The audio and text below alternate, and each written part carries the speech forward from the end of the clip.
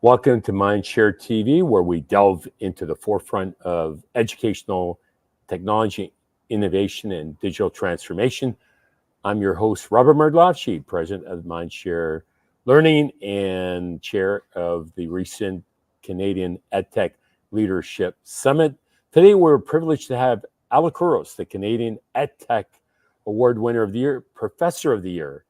Alec is a leading figure in educational technology, renowned for his work in digital literacy, open learning, and now AI integration. He was our closing keynote last year in Ottawa at the 14th Canadian EdTech Summit.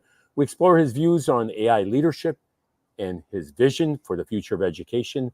Alec, what an honor to have you join us on this well-deserved recognition. You were one of the early pioneers of AI, and congratulations on the selection. It's not your first rodeo. You held up another award, but here it is. Another one right here. It's a little different. What a cool, I'm going to take a screenshot of this because I think this has never happened before. So kudos to you for your leadership. Talk to me about how it makes you feel to get this recognition. After you. Sure. All right. Thanks, Robert. Thank you so much for the award, the recognition. It's always great, but and the last one was 2016, so that's good. So it took me 8 years to earn enough credits to get another one. So I'm happy to do that. But all these awards are always in context. It's good to see who else is also getting some recognition, like Jason Trin, Kathy Hurley, D2L West Vancouver, Ottawa Catholic. These are all organizations and individuals who are doing great things, and so to be recognized with a group of others that I think are doing great things is always just wonderful. So it's always great to receive some recognition, especially when you're not trying to get recognition and you're just kind of doing your own thing. It was a nice surprise for sure. Cool. So, yeah. Last year you were a closing keynote. Mm-hmm. At the Canadian EdTech Summit in Ottawa. And I recall it was such a cool photo. As you parted ways, you used AI to create you in the pilot seat of the plane and used Grok for that? Grok or Midjourney, maybe. Okay. Back then. Yeah, Grok or Midjourney. I think it might have been Midjourney. Like you really walk the talk. You model when you talk about the technology, you really model that. And one of the outcomes of the summit that really struck me this year, and I want your views on where we are 1 year later. We have a lot of work to do around digital transformation. And Andreas Schleicher, our opening welcome from the OECD, I think mentioned digital transformation at least 10 times in 7 minutes. Teachers that doesn't resonate. The language we use, digital transformation isn't jargon that we hear commonly, particularly in K-12. I'm not sure about higher ed. Where have we arrived to 1 year later? Typically we lag behind the US, which is not a bad thing. There's a lot to learn from our US colleagues. Big election day today. I won't ask you what you think, but let's leave politics out of it and hope the best person wins. Yeah, we'll leave it at that. Yeah. So 1 year later, are we making progress? Are you still as excited as you were a year ago around AI? There's a lot of demystifying. There's a lot of cautionary measures that need to be taken around data, privacy, security, equity and inclusion. All those things come into play. Yeah, I think, a year ago, it was still in that mystifying state. Now people are waking up to it and seeing that it is actually something that's here. EdTech people, I think for the most part, you see trends and you get to recognize what's going to stay and what's not going to. And I think most people worth their salt are going to say that, this is something that's going to be significant. It's going to be like it's going to be like the internet. It's going to be like Web 2. It's going to be something transformative, and we really need to deal with it. Like I was at that's why I have the white T-shirt on. I was at a academic integrity thing that we had. That's the big deal, isn't it? Yeah, I mean, this is really, and we had a booth that we're talking to students and faculty, and they're trying to deal with all this today. Like, students are trying to figure out, like, what can they use to actually do their work better, to compete for scholarships and do all that traditional stuff, and faculty trying to figure out, like, what's the point of tension between detection and trying to really actually renew my assignments so that there's something different. And I think that's a really big deal right now, is trying to figure out what do we actually have to teach students anymore, whether you're in K-12, whether you're in post-secondary, do we really teach the same things? Is the essay, for instance, as valuable as it used to be? Is writing, do we teach writing in the same way, or are there different ways? How do we actually look at a continuum of digital and traditional literacies across the spectrum? And so really rethinking not only what we learn, but of course, how we learn it and when we learn it. And if we're doing this with the aid of an intelligent assistant, I think these are really important pieces. But really, everything's like right now, I think, EdTech has always been, we can sort of do it on the side of our desks and we bring it in, only when needed. But now it's, these tools are becoming embedded in all of the other tools that we have, like in Google, like in Microsoft. So you can't avoid them anymore, and they're going to be part of the modern workforce. I mean, it's something that you cannot avoid anymore. And so academia and K-12 have to not only prepare students for this reality and prepare teachers for this reality, but also rethink the notion of learning throughout, one's life. And so I think that's a big change here. I think this is a much more pressing change than we've seen in the past. You lead the Center for Teaching and Learning. Yeah. How are you grappling with it in preparing teachers, professors to support their students, and what's permissible? What is the latest around appropriate use of right. Well, AI? I can actually even bring up I can send them to you to share if you want, but I'll give you an idea. For instance, what's really important is that we have transparency, not only in terms of what the instructor does, but how students do their work, and of course having some agreement in terms of I'll send you this one here. Okay. So for instance, we just recently published this. I can get this to you. You can share your screen, or you can got it. Private chat. So for instance, here's a PDF. Yeah, you're in the right place. Actually, if you click on sample, so go. You tell me what to do here. I don't think that's AI guide for students on the left-hand side. Okay. Yeah, click on that. A bit down the second last one. And then if you click on that first link there, should you use generative AI in coursework, and that'll bring up the PDF. Okay, that's cool. So this gives you, like, the essential piece here, of course, is instructors need to communicate how and when they expect, if at all, to use AI in your assignments. And so maybe you can use it liberally throughout the class. Maybe you can't use it at all. But, there needs to be some agreement, because, faculty are trying to help you develop particular skills. Some of those skills will be okay with the use of AI. Sometimes you need to be offline for some of these, or away from AI to do this sort of thing. And so, this flow chart, first of all, putting on the priority of making sure that faculty are very clear with their statements, because if students end up using AI and a faculty didn't agree with that, the first question is, did you communicate that they could or could not use the AI? Right. And in what ways? So did they actually violate something? This is the new normal. Like, it's very normal for students to use these tools. So unless you communicate incredibly clearly and in detail how you might expect them to use it or not use it, that's the first step. And then from that point, I mean, there's a ton of ethical issues from that point.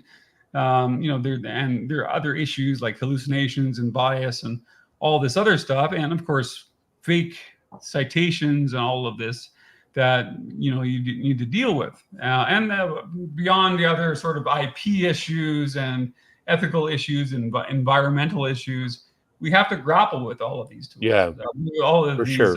Issues. Yeah. Well, that's very helpful guide. And so talk to me about the importance of not doing anything, because some districts are not acting. Yeah. Right? Because they're waiting for the guiding principles to come from the superintendent's office or what have you. What is the risk if you don't act and take a preventative strike, if you will, and be proactive in integrating AI in education? Right.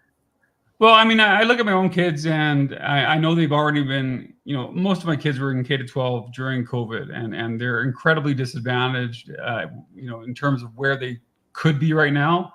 And this is going to be the next thing that's going to disadvantage kids if you don't get in on this and fully understand this. So I know that many kids are using AI in school to complete assignments. Some of them do it kind of naively, and they just figure that's okay because it hasn't been expressed to them that perhaps that's wrong. I think that's a rare case. In some cases, students will do it quite covertly. They'll use additional tools to humanize the content, like Quillbot or Humanizer or something like that, to really kind of get it past AI detectors, for instance. But if districts do not take this up, they run the risk of lots of things. For instance, obviously academic integrity is an issue, and so you want to ensure that students are doing it, which creates, if there's too many students cheating, then you have to deal with program integrity. Like, is your program still doing what it says it's doing? Is it really skilling or providing literacies for the school, whether it's secondary, post-secondary, or middle years, or whatever it might be? Has there been an increase in cheating? There been an increase? I've worked with a number of institutions, and they're seeing record numbers of academic misconduct cases. Like it's to the point where they're hardly able to manage them. Like is it redefining academic mistrust? It's redefining academic misconduct. I mean, there's been misconduct. I think before this there was the Chegg stuff and the Course Hero and which was essentially contract cheating. And before that, there was, regular plagiarism. It's not new. It's not new. No, it's not new, but this is much more convenient. And so you don't have to now pay someone to write a paper for you. You don't have to ask someone to do it for you. Right. It's incredibly convenient and easy. So, again, so we're seeing tons of cases, and very really the tools that say that they're like the Turnitin tools or GPT-0 that are detectors, they actually don't do a good job. Okay. They're actually not very reliable, and they do a lot of false positives. And and so. Any advice for educators, professors? Well, UBC and U of T, basically, at least some point, unless they've reinstated it, but at one point, the guidance on their website was, don't use these tools. Don't focus on detection, because they get these reports from Turnitin or from GPT-0 that are black boxes. You don't actually know the methodology as to how they figured this out, and so you can't be sure so you could be falsely accusing students of academic misconduct. So really, the only way of doing this is to teach better, to assess better, to do things differently. And I know that's the hard question, because a lot of faculty aren't willing or at a point where they want to change right now, and they've depended on their traditional assessments. But at the same time, it's refreshing for some. It's making faculty that I know go into their course syllabi and rethink, like, what are my course objectives and how else can I achieve them? Can I achieve them in different ways? And really, there's been a misalignment for a long time. When you don't regularly look at your course objectives and you change your assignments over time, there's a misalignment. And so a lot of educational programs were due for a change. And I do think sometimes putting some fire under people to force them to change sometimes is the best way change things. And this is certainly creating a bit of an urgency to reform instruction and assessment. So talk to me about some of the more exciting AI-driven projects or research initiatives that you might be currently involved in. And I don't know if these are exciting, but the first thing that I talk about, I'm working heavily with faculty to rethink how they're using AI, rethink their objectives, their syllabi, and so on. I'm spending a lot of time in the digital and fake news information literacy space, trying to figure out how better to, because digital citizenship and digital or information literacy was a big piece. So for the K-12 piece, I've been working a lot in that space, trying to come up with better strategies to make sense of information, to find truth and so on, and reliability and trust. I'm really starting to now play with agentic AI, so like AI agents, where basically, Claude, for instance, a few days ago or last week or whatever else, they released a new tool where it basically takes over your computer. And so I could be talking to a Claude agent on my screen, which opens up a browser, which opens up another version of Claude. And you're basically commanding, just by talking or texting, your computer to code for you, to install things, to do things that you don't necessarily know how to do. I saw a good example of someone who doesn't know how to do video editing. All you have to do is basically, tell the computer what to do, and it figures out how to do it. And, so you don't necessarily have to know the raw photoshopping skills or the Adobe Premiere skills, for instance. And so it's really interesting, also problematic in some ways, but I think, we're going to see a rise of these AI agents, and, to distinguish, like it's basically AI that can do tasks in the real world for you. So they can create things, they can schedule things, they can, run through websites, they can go through your documents and create things for you as you sort of direct them. Fascinating.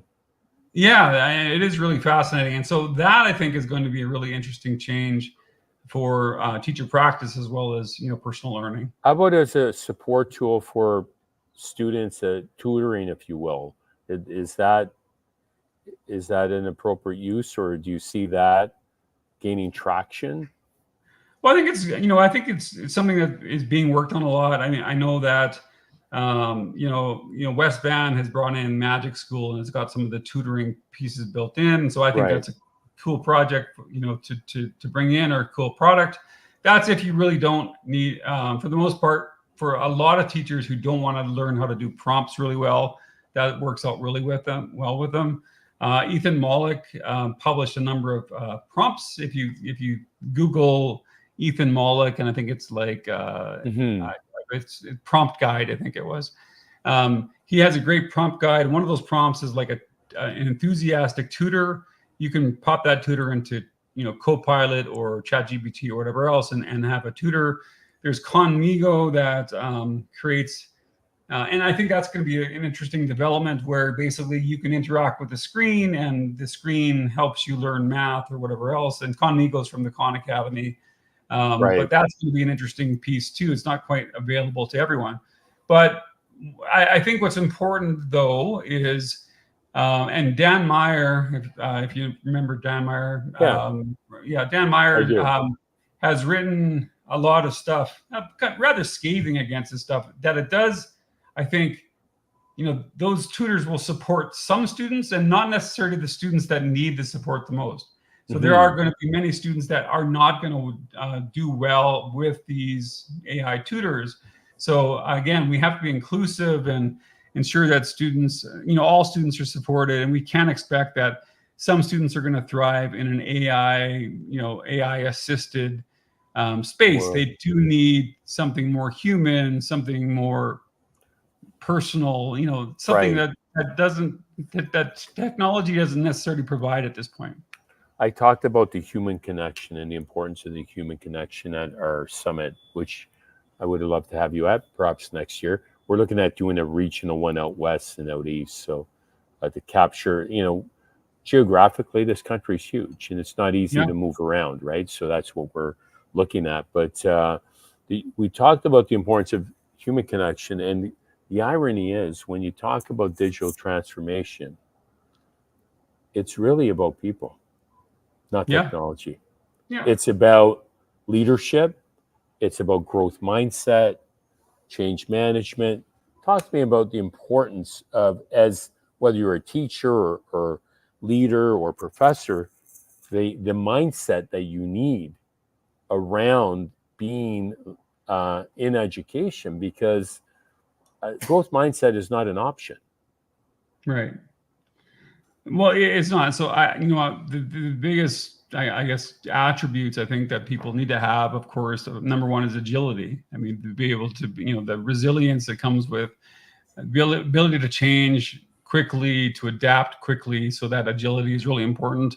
There's the openness to change. I think that's a really important piece, that, you're not necessarily dogmatic in your beliefs, and you're willing to let go of things that may not work for you anymore. And there are many people in education that they latch onto certain ideas early in their career, and they aren't willing to change. And because change is hard, it's a time investment and Change so is on. very And hard. so, and I know I've been in sessions, even with, when the internet came out and when social media came out. I remember workshops where, a teacher would hold up their hand and they'd say, "Thank God I'm retiring right away." It's sort of like that idea that they didn't want to get into that significant change that these things would happen. And of course, there's people on the other side of things, like they can't wait. Like it reinvigorates, it like refreshes their career. They feel like, wow, there's some really cool things that I can do, and they're excited by that. And I love that. And I think that's not just growth mindset. That's kind of beyond that, like the enthusiastic. And I'm a learner. I'm gonna model this for my students. I think that's just a wonderful approach, but it's not for everyone. yeah, and I've seen educators mid-career make that pivot, right? Yeah. And to your Oh, point, sure. it's about being agile and Yeah. open, Yeah. but And brave. I think the third one is brave. courageous leadership, Yeah. right? Yeah, for sure. Courageous leadership. What does this moment in time feel like? For me, I was having flashbacks to the .com era. There's a proliferation of AI edtechs now. Yeah. Oh, yeah. And I remember that .com era where we were at the Future of Ed conference. I still have the catalog, the conference catalog that was about this thick. I think there were well over 500 edtechs. And the next year and the year after that, a lot of them didn't exist anymore. So what advice do you have for educators, professors around identifying, what apps might be appropriate? Because there's such a proliferation.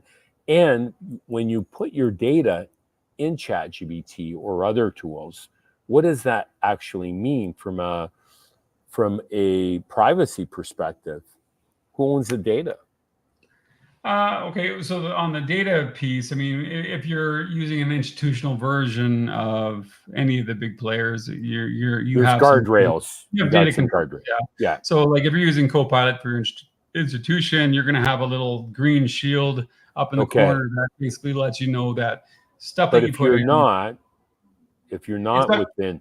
If you're not, like if you're using your personal account, you don't, all that stuff is going into training data and training the model. So it's important that as an institution, you need to bring in sort of an institutionalized option. Otherwise, your teachers are going to use a bunch of different things.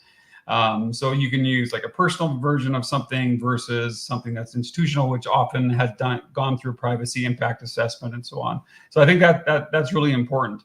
In terms of the longevity of these companies, every day I see something new comes out. Like the podcasting tool like Google Notebook LM, for instance, that comes in and it allows you to bring in a bunch of sources, and you can create all of these interesting. You can create notes and flashcards and a podcast from that content, and then as soon as that's announced, like 100 other companies go out of business because that's the thing they did, and now Google's doing it, and so why would we need to go through it? And this is free. So every day there are new functionalities that come into the big players, like the OpenAI, the Claude, the Anthropic Claude, Copilot, which is really, at the core, it is ChatGPT anyway. So those big players are going to dominate the market. Of course, there is most startups are using the API from OpenAI, Right. ChatGPT It's API. sitting on top of that. Yeah, but they're going to bring in like the best of the best. The most successful companies or applications of this are going to be big companies for a while, and then I don't know what's going to happen to them. When like right now, I use Gamma to create PowerPoint presentations, and they're really nice. But how much longer until Google does this really well or ChatGPT does this really well? So Gamma's a great tool, but I don't know. Can you show us? Are you able to pull it up and show it? Yeah, sure. I mean, it's just one of I can bring it up. It's just one of many PowerPoint type or presentation type tools that you can see. I can bring it up. I had my co-op students just leaving earlier, and I waved to them, and we spend a lot of time using Canva, and there's an AI component to it. So we're working with our co-ops to teach them how to use AI appropriately, and it's really redefining the skills, right? The critical thinking, communication, and critical thinking. Digital literacy, AI literacy is a term that I've heard used. I don't know if you subscribe to that notion, but it's about multi-literacies and preparing students to be agile learners. We're preparing for a future that really isn't clearly seen. Yeah.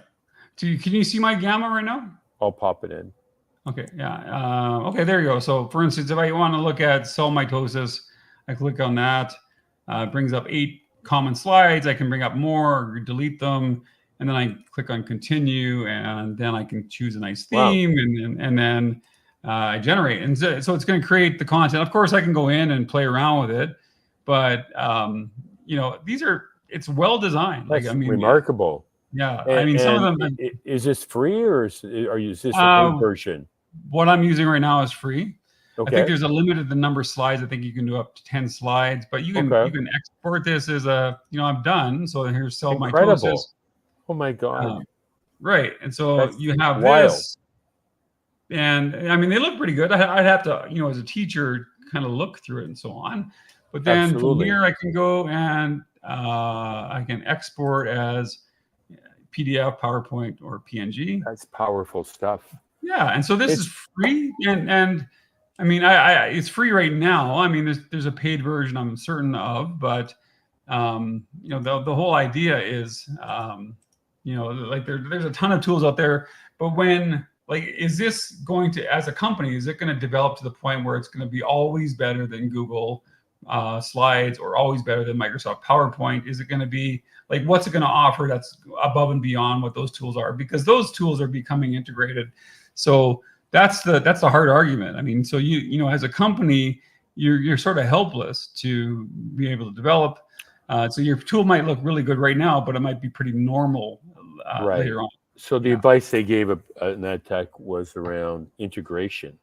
You need to be able to integrate with some of these other platforms, whether it's Clever, ClassLink, and Compliant. There's One EdTech is a compliancy organization that promotes interoperability, and you just can't come into the education space without a pedagogical understanding either. Talk to me about the importance of that. Well, obviously, having cut your teeth on sort of the actual spaces and understanding the culture of education, the culture around teachers and so on, that's going to be really an important piece. Obviously, knowing the tech is not enough. You have to understand, like it's almost a sociological experiment or anthropological. There's a culture of teachers, especially around ed tech, that people really have to understand. If you're a tech vendor, you haven't spent some time in schools, you're not going to do well.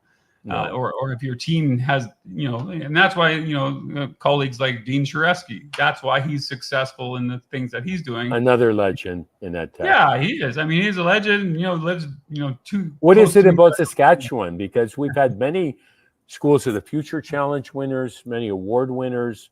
What is it? The water? Is it the well, it could be the cold, water. hardy environment? It's a culture. I think it's a culture of sharing and osmosis, perhaps. But think about this. I think like Martin Guillemot, who founded Moodle, right? Right. He was near. He lived out in the rural area outside Perth, I think. So like one of the most isolated places, and he saw that this tool that he's going to develop was able to connect and develop. Moodle that he connected ended up being really a way of connecting education in those particular spaces. I remember Clarence Fisher up in Snow Lake, Manitoba, right? I remember his blog used to be called something like "Even from Here," I think it was. It was the whole idea that even from here I could connect, like from anywhere. He could sit outside in this beautiful northern space up in Manitoba, and it didn't matter that he was isolated because these new tools allow you to connect. Right. And me, I can connect to the best of the best. I can connect to the Shareskis, even though he lives sort of like, in Moose Jaw down the road. I can connect to people across. And because I've been so disconnected in some ways, and that there's not this huge mecca of tech, innovation that's happening here, I get to create my virtual institution. I get to create this network that makes me grow, and I'm not stuck with a network that's a local diaspora, for instance. Well, truth be told, I see more innovation happening in the more rural areas because big cities have because big they have cities. to.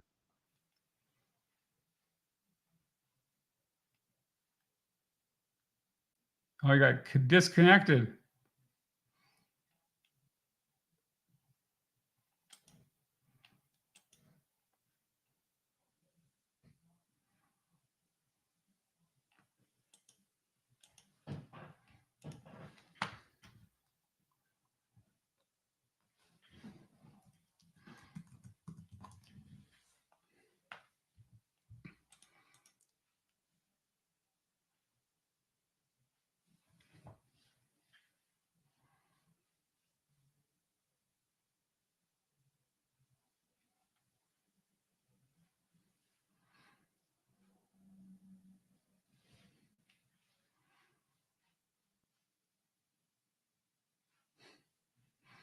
If anyone's out there, I'm just waiting for Robert. I'm not sure what happened. His connection went out.